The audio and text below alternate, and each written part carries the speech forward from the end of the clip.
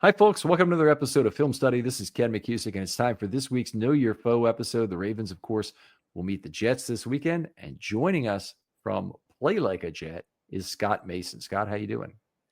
Hey, Ken, what's going on, man? I would imagine you're doing a little bit better than I am because the Ravens are 14-point favorites in this game for a reason. My brother, who is very big in the gambling world, a professional poker player and all that, so he knows a lot of this stuff very well. He joked that if the Jets were to beat the Ravens, it might be the biggest upset of the season to this point. And if you look at it from a point spread standpoint, he's probably right about that. Well, we're all hoping here that doesn't happen. I understand we've got a ball game to play here. I did want to talk to you about the Jets season so far. Obviously, the Jets massive deals at the trade deadline, trading Quinnen Williams and Sauce Gardner. Talk a little bit about those trades and kind of the return you think the Jets got on them. Well, I think with Sauce and Quinnen Williams, both of them, it was a little bit different as to what led up to the deals. I think the Jets didn't necessarily want to trade Quinnen Williams, but they were willing to do it if they got the right offer. And if you look at what the reports were around here and then even among the national media, it appears that Quinnen Williams had gone to the Jets several times and said, I'm not really interested in re-signing. I've got 2 years left. I'd like you to trade me if you could. He didn't go public with it, which is a credit to Quinnen Williams' character. They kept it under wraps to keep his trade value up. And by all accounts, a bunch of teams called. The Jets told the Patriots and the Bills to pound sand because they didn't want to trade him in the division. But the price that the Jets laid out there, which is about what the Cowboys paid, they had been telling teams, and teams weren't willing to meet that price. And then finally, the Cowboys, who had called, finally were willing to meet the price. And I think realistically, if you're looking at where the Jets are at right now, it makes a lot of sense. I love Quinnen Williams. I was pounding the table hard for the Jets to draft him back in 2019. He's been the best player on the team for the last several years, and I think he's one of the best in the league at his position. He's lived up to the number 3 overall pick, I think. But if you look at the timelines, and that's really what the NFL is all about, is timelines, it just made a lot of sense for both sides to move on if the Jets were able to get the price that they got. Now, I had said I wouldn't have traded him for a first-round pick because they still have 2 years left on his deal. Even if you want to trade him, there's no rush to do it. But for a first and a second, and getting that provision where that first-round pick has to be the better of the 2 first-round picks, they got tremendous value there. And then with Sauce, I don't think the Jets were looking to trade him. They obviously re-signed him in the summer for a reason. They got that done early. He and Garrett Wilson were, it was the first year that they were eligible for their contract extensions. And I think they wanted Sauce to be a key piece here. But I think what happened was the Colts really needed secondary help. So they called the Jets, asked about what it would take to get certain players. And then they threw out the idea of Sauce. And Darren Muji has said a variation of what we've heard Bill Parcells say back in the day, which is, for the right price, I'll trade you my wife. So he basically told the Colts, look, if you can meet this insane price I'm going to put out here, then we can talk.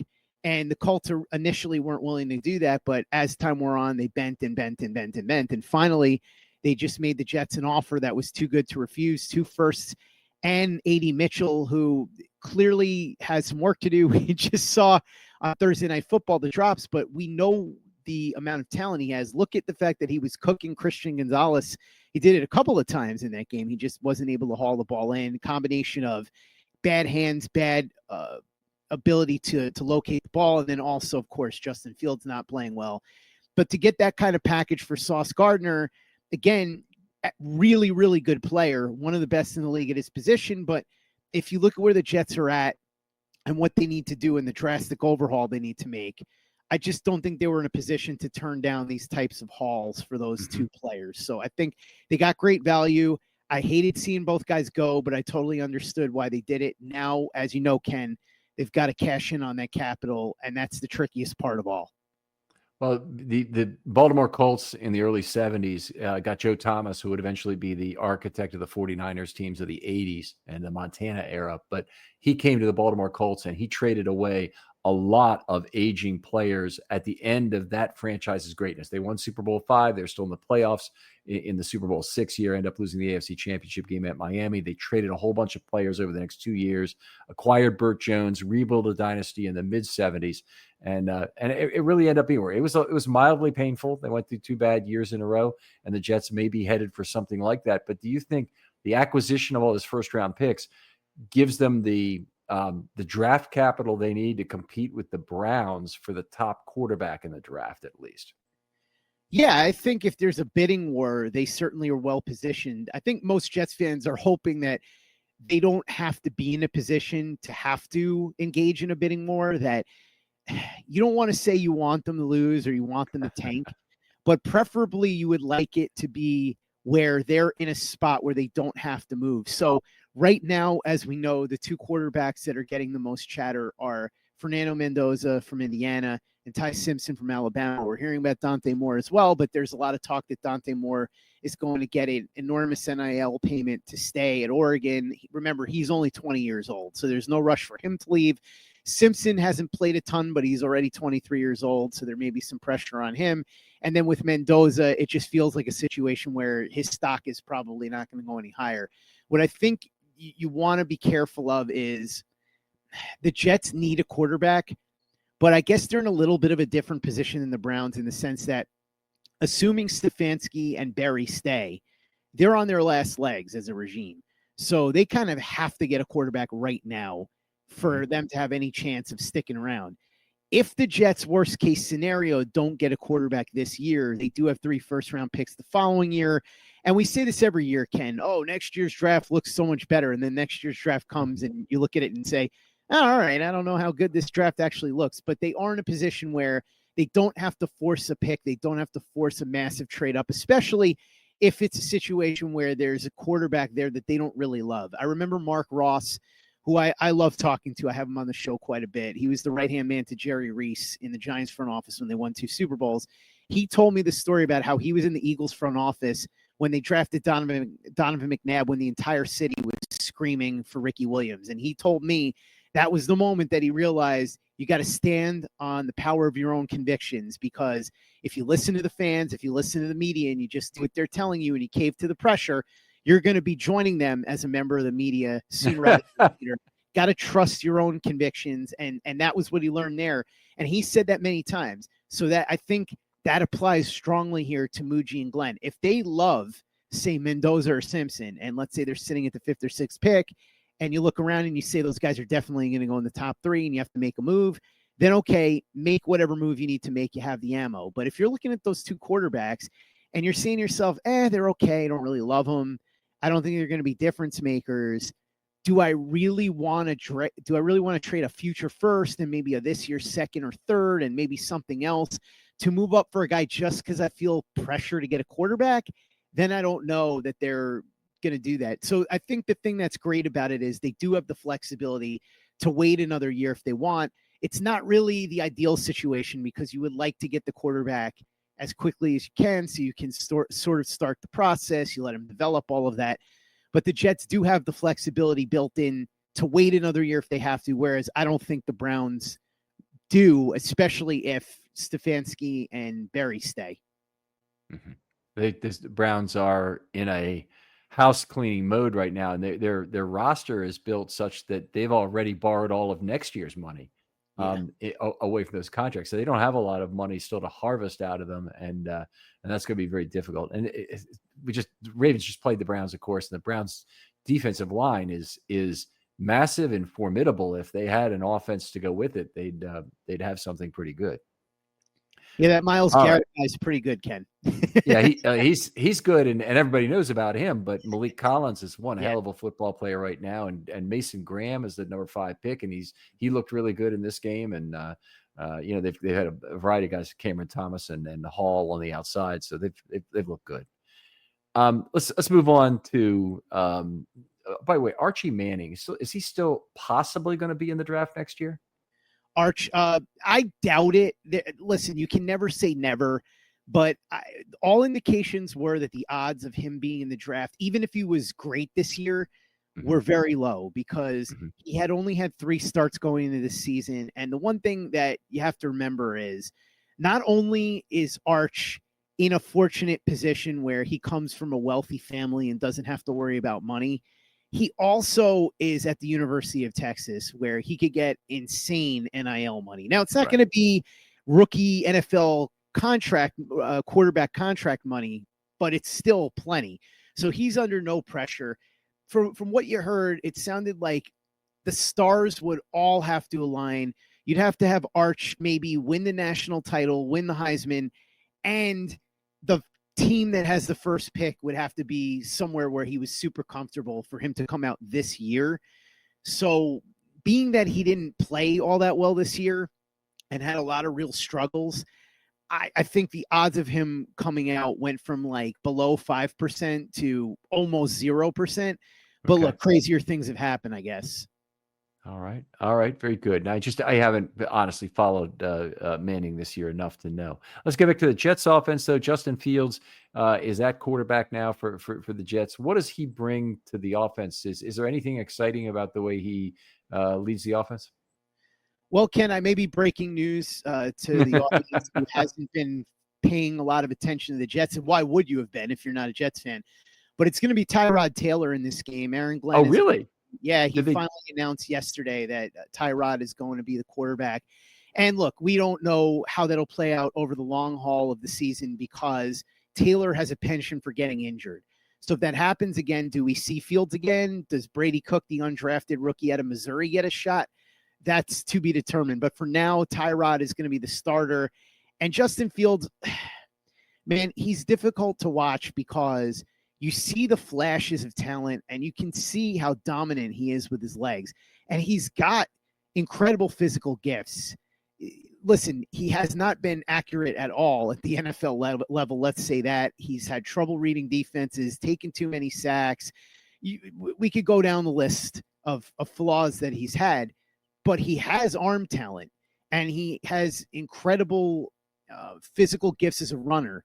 So if he could have harnessed that to any moderate degree, things might have gone different. And I think that's the reason the Jets signed him. In fact, I know it is that they looked at him as a guy with upside where he hadn't put it all together yet, but like Sam Darnold or Baker Mayfield or a couple of other guys, why not get a bridge quarterback with upside as opposed to one of these veterans that you know what they are.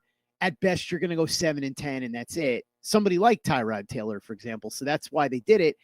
But what we've seen is, other than a few games here and there, he played pretty well against Cincinnati. He played very well against the Steelers, for example.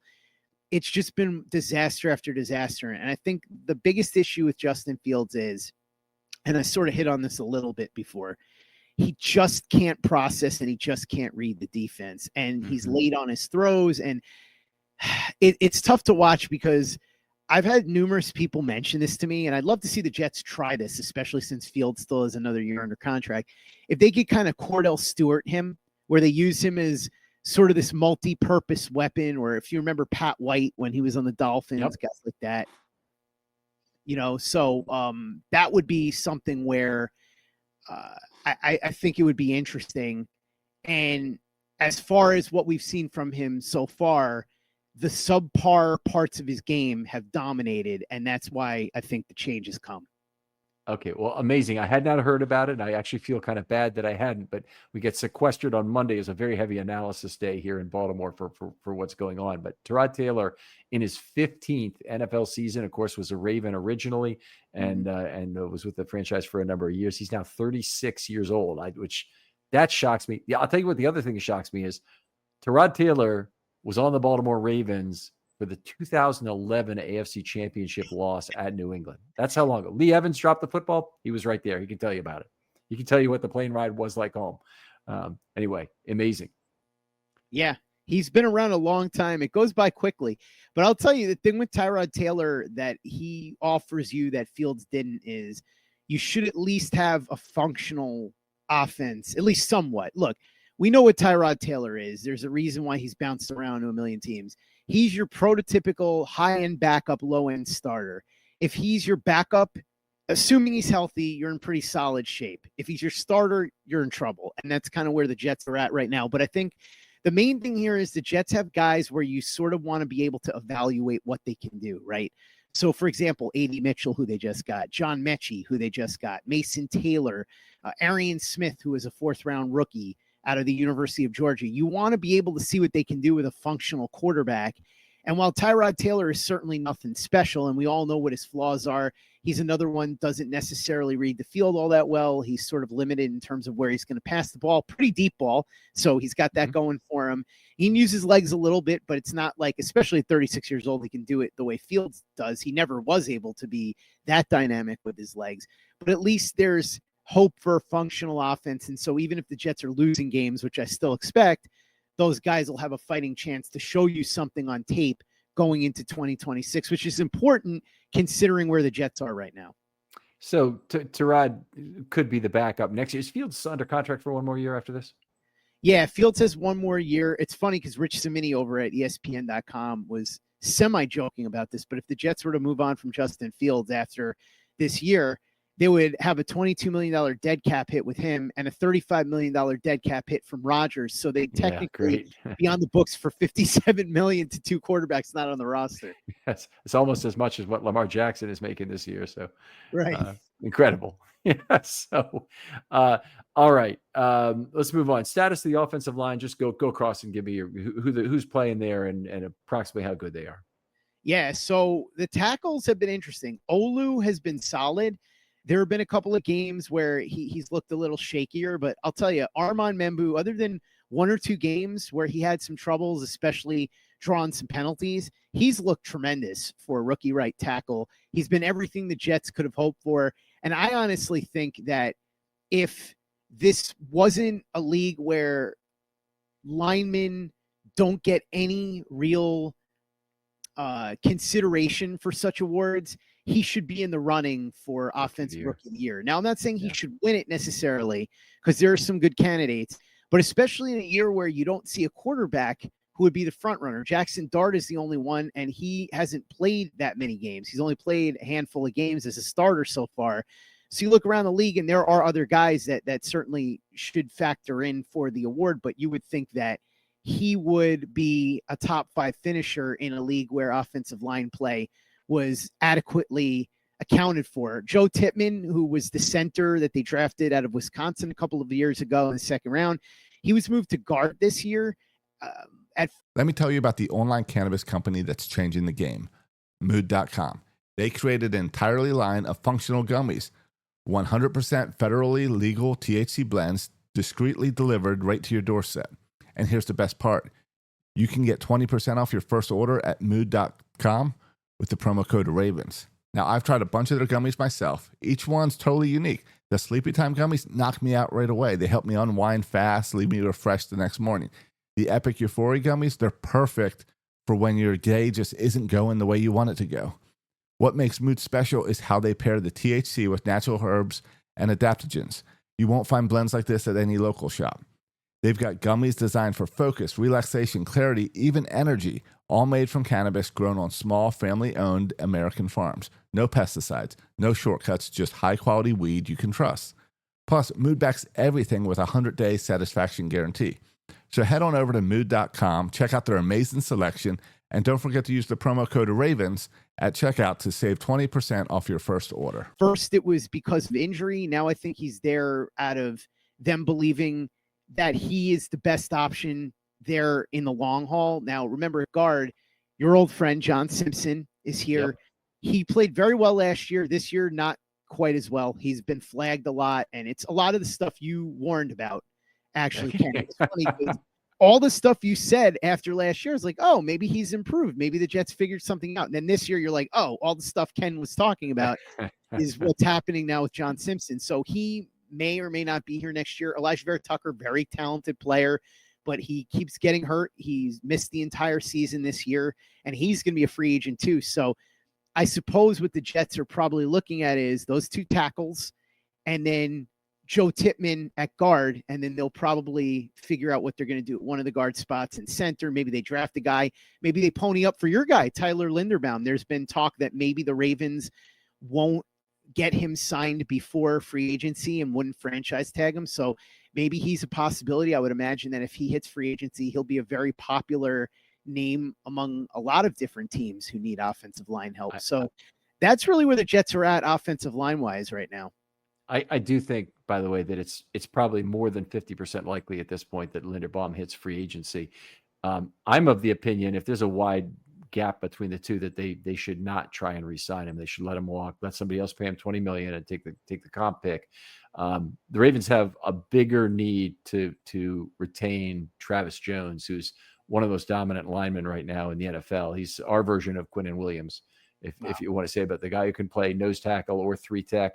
They moved him over to play 3-tech next to one of their entire stable of nose tackles they have. What's one of the things you'll notice about the Ravens defensive line now? It's huge and largely immobile, but Travis Jones is the centerpiece of the Ravens' entire pass rush. So they need to get him re-signed, and I think it may mean they lose Linderbaum and then they'll probably franchise Isaiah Likely, who's their third biggest free agent. So big class of free agents for the Ravens will be departing after this year.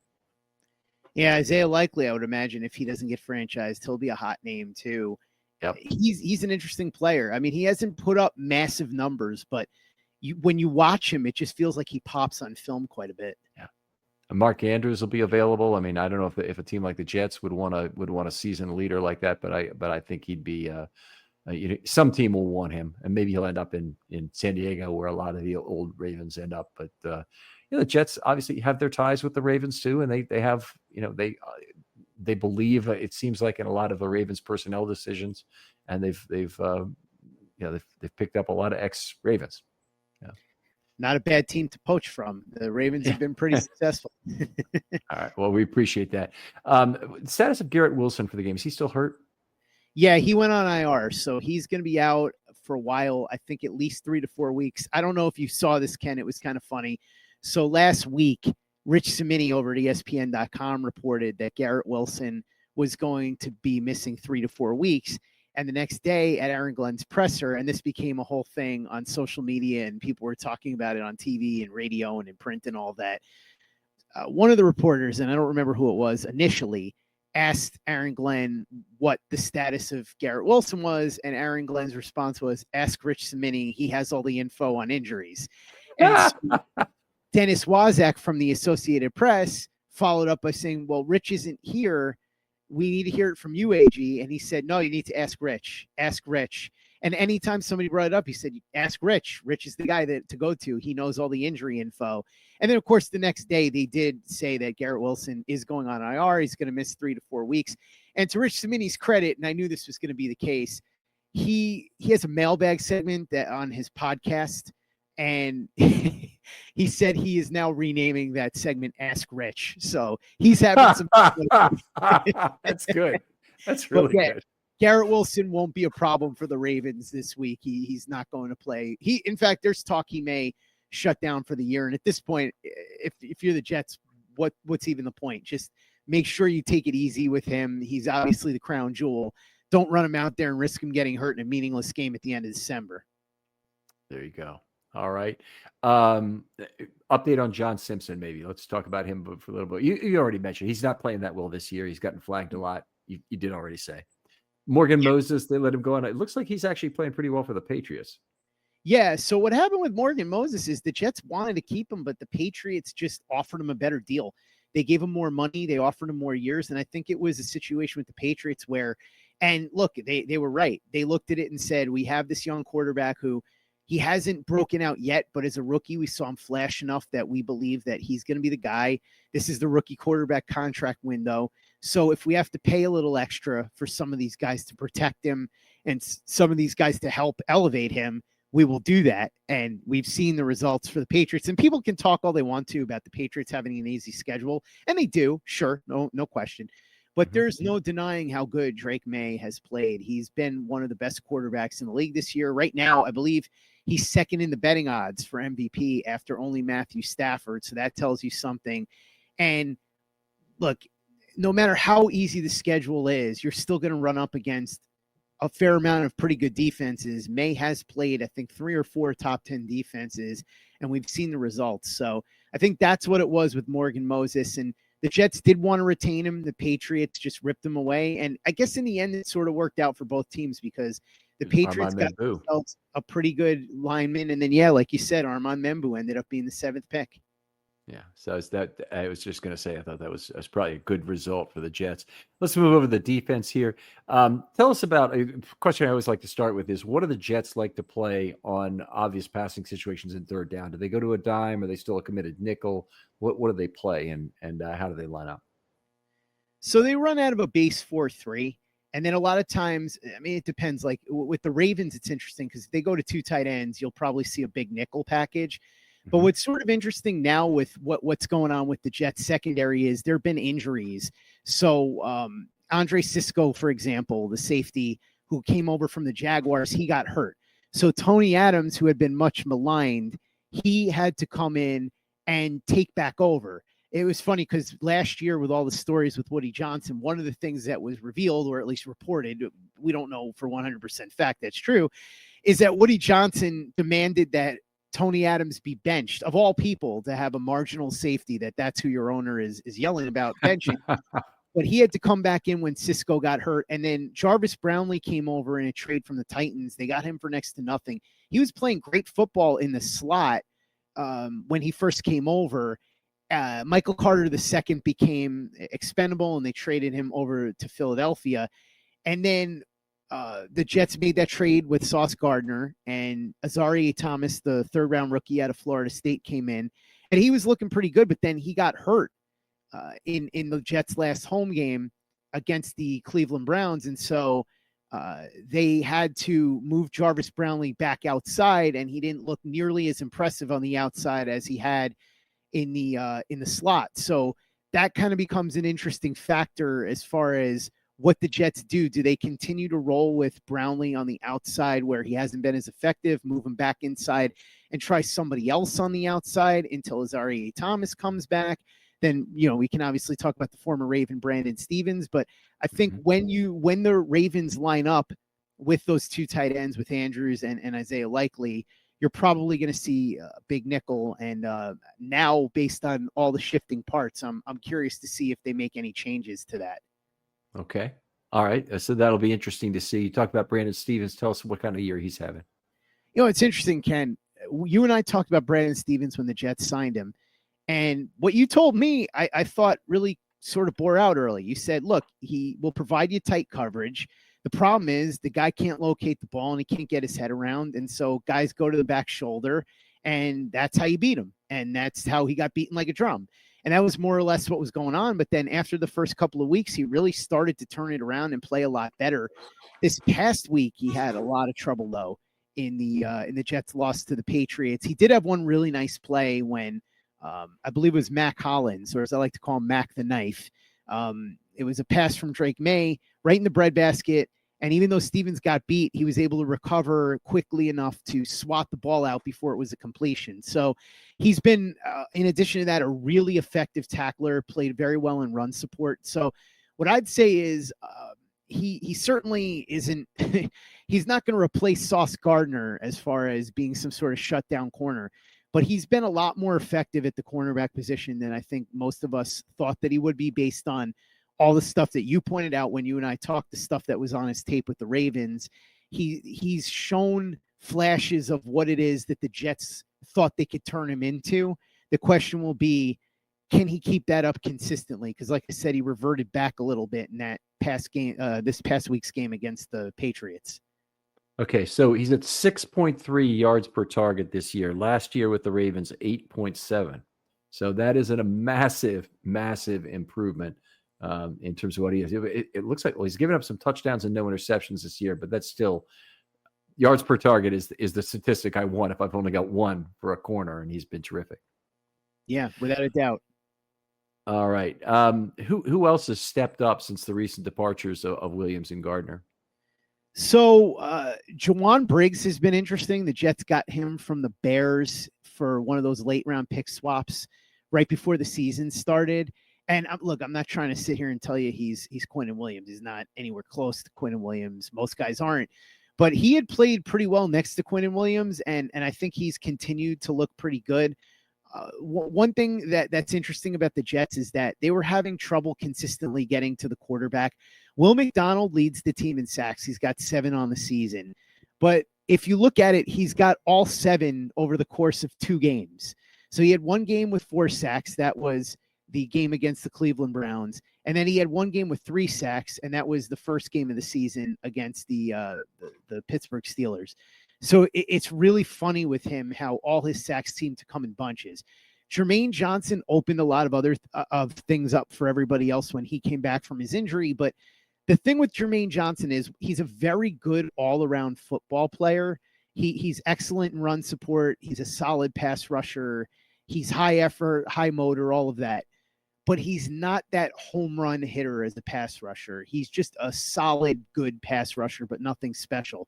And so what you see is in these games where McDonald isn't getting a ton of heat, the Jets struggle to get to the quarterback. And obviously a lot of it is contingent upon how well the opposing offensive line does. So with Quinn Williams not there, and with Sauce not back there to sort of hold it down if the Jets can't get to the quarterback in a couple of seconds quickly, it makes it a lot tougher. But one of the guys I would look for, obviously everybody knows about Johnson and McDonald, but one of the guys I would be looking for is Jawan Briggs. And then I think Quincy Williams is always a wild card too. He's an inside linebacker, but he's quick and explosive, and there are times where he can just come out of nowhere and get you a sack. I think he has 2 or 2.5 sacks on the season. I think he's either second or third on the team, which is good for him, but not so great for what you would say about the Jets pass rush overall. But those are the guys I would probably watch for the most, is the 2 edge rushers. McDonald, look, he's feast or famine, like we said. Jermaine Johnson is a high effort guy that can get in there. Briggs is, he doesn't have a lot of sacks, but I think he's got 2.5. So he's somebody worth watching. And then Quincy Williams, who's not your traditional type of pass rusher, but because of the nature of the player he can sometimes get in there. All right, let's finish it up this way. I like to ask for one player on either side of the ball who you think matches up well against what the Ravens present. Who would that be on offense and defense? That's interesting. So I suppose on defense, it would probably be Quincy Williams, because I think his aggression and explosion would be helpful, not only in attempting to limit the damage that Lamar Jackson can do when he gets outside of the pocket, but also maybe in helping to cover those 2 tight ends that the Ravens have that could present a big problem for them. On the offensive side of the ball, I'm going to give you an interesting name here, because a lot of times people would expect me to go with a skill player. I'm going to say Membu. I think Armand Membu is a guy that could really do a nice job helping to neutralize the Ravens getting the maximum amount of heat that they can on Tyrod Taylor. I will tell you this.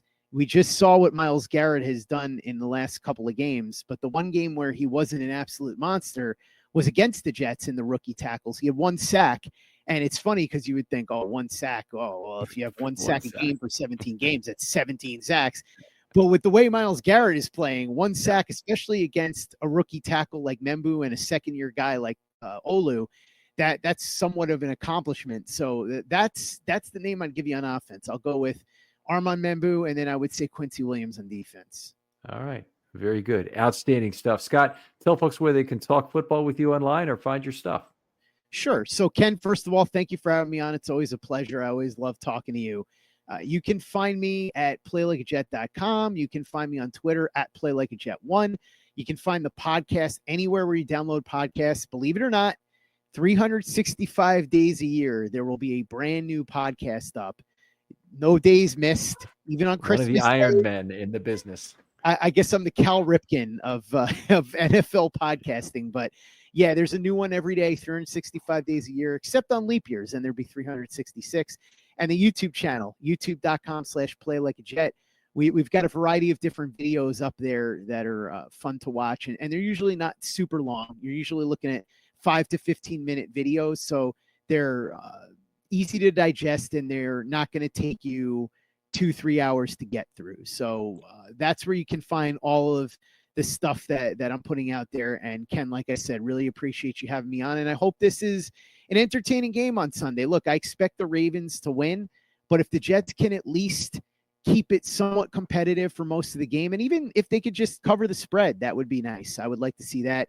That way, the Ravens get the win, people watching feel like they got their money's worth, and the Jets maybe move up a little bit in the draft order, and Just that a way little they don't have to give closer. up a first-round pick to get a quarterback.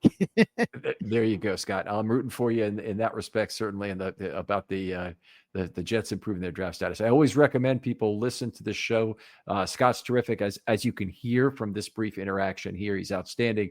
But whenever I've told Jets fans about it, they already know about your show. So I don't feel like I've gotten you any new listeners in my time talking about that. But we had somebody in Safari, and he already knew about your show. You meet him in Kenya, and he already knew about your show.